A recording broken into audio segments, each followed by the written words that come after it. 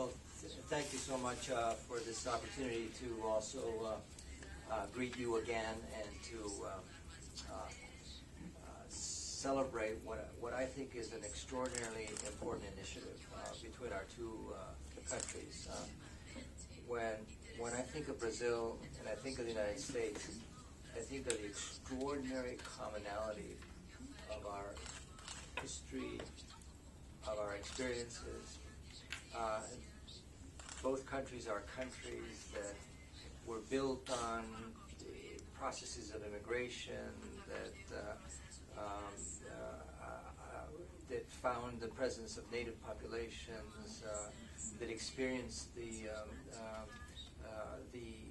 slave trade, that created multi-ethnic, that continue to grow, multi-ethnic societies, all of which these societies based on, with also the great hope that the fundamental human values would inspire our nations and will be able to get equality and justice for all as a fundamental objective. In that sense, we're also products of the ideals of the Enlightenment, of the notion of the worth of individuals, and the notion also of the empowerment of individuals. After all, we are societies that now really strongly are rooted on the notion of popular sovereignty, and that is that the will of the people is what governs our societies. We're building democracy, but we're also conscious of the fact that these histories have been complicated, difficult ones. I actually lost a great-grandfather in the Civil War in the United States, and fighting for certain ideals. And these experiences are difficult ones. And the issue of race, which is essentially in racial discrimination, which is at the core of what we're discussing, are issues that still are significant policy issues for our countries, where we can learn from each other. And certainly, when I say we learn from each other, very much a two-way street. You mentioned earlier some of the things that you're learning from the United States, and in some ways you said that this issue has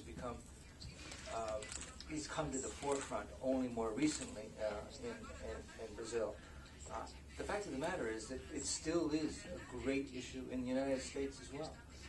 We're a long way away from achieving the kind of genuine equality that we all aspire to. And this is where it's important and incumbent for government to work with civil society, to seek ways in which we can come up with better public policies that help us all understand how to build the kind of society that we all aspire to, and that is a society where everyone has an opportunity, regardless of their ethnic background, color, race, national origin. And so these experiences are, I think, extremely valuable for us. I hope that we can strengthen this process. I hope that we can engage more civil society organizations as we move forward. I value too very much the fact that here there's a presence of the federal government on our side and on your side too, but also that we have representatives from Santa Catarina and from state levels. And I very much value the fact that in your subsequent efforts, you're going to also look at the experiences at the state and local level. In some ways, it's the local level too, where you mentioned the crack epidemic, which continues to be a problem in the United States. These issues of educational inequality. If we look at our current economic crisis in the United States, unemployment is at 10%. But unemployment of African Americans or of minorities is much higher, and it certainly is much higher in certain areas. So these are all issues that that we continue to struggle with, where we know that we can come up with adequate public policies if we make a real effort in that direction. And this is where we value very much what the Equal Opportunity Commission has made in the United States, what the Department of Justice is through the Civil Rights Division has done, historically what many state governments have taken on. I think that the whole issue of public security that you've addressed here is fundamental. You know, if questions of law and order and public security are not addressed with due respect for fundamental human rights, then we're really not meeting our fundamental obligations as well. Let me thank very much our partners in this effort, particularly the Department of Justice, that has been playing such an important role in this effort.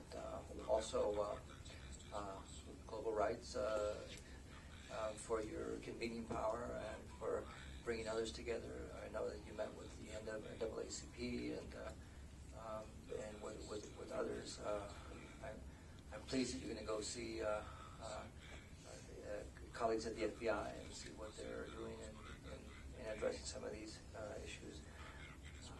From our part, again, I would just like to conclude by saying that these are fundamental issues, you know, that go to the core of the values of our society. And we, as similar societies, have a way to learn from one another. And at the same time, this is a way we can partner.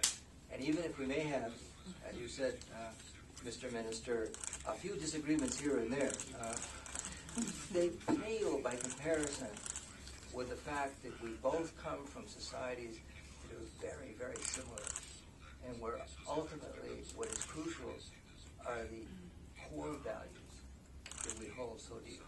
Thanks very much.